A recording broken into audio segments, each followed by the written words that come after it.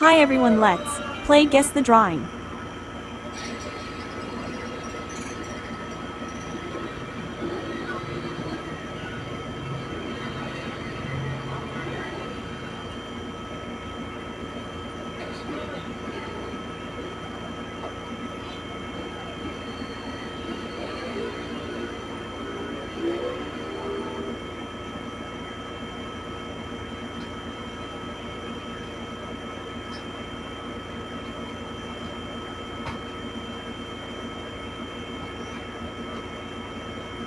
Maging wise tayo sa pagpili ng mga barangay officials natin.